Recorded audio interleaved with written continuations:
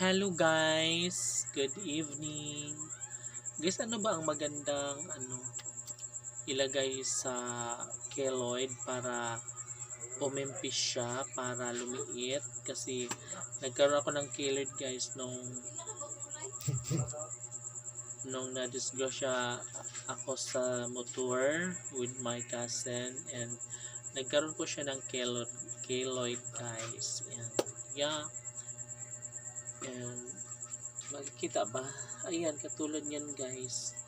'Di ba po may keloid siya? So talagang umaangat siya.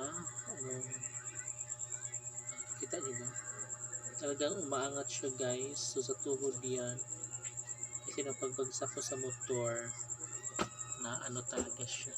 Sugat talaga siya. And nung naghilom na, nung gumaling na siya, nagkaroon na siya ng keloid. So ito na siya. So gusto ko sana guys is umimpis siya at ano pa lang to guys, 1 year na to, 1 year. So inaasahan ko naman na i-impis pa to guys sa pagdaan ng maraming taon. Pero baka may iba pang suggestion dyan or pamamaraan or remedy kung paano ito umimpis agad-agad para hindi siya, kasi guys, oh my god. Nakaka-destruct din sa tuhod ko siya guys. As nakikita talaga siya, pero okay lang naman na at least yan.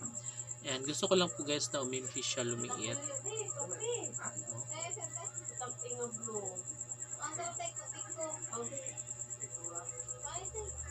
May customer.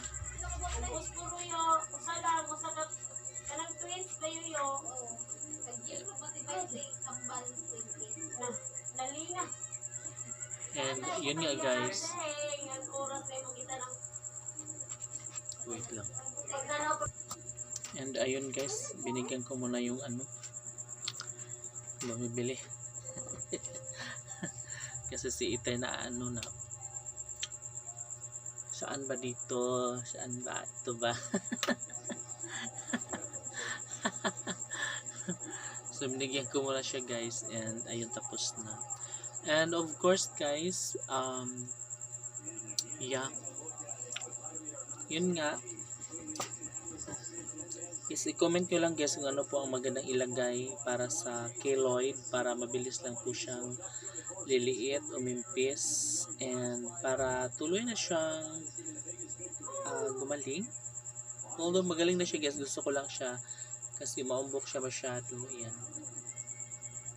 So gusto ko lang siya lumiit. Ayan. Oh guys, ko ilang buwan ko itong guys, kasi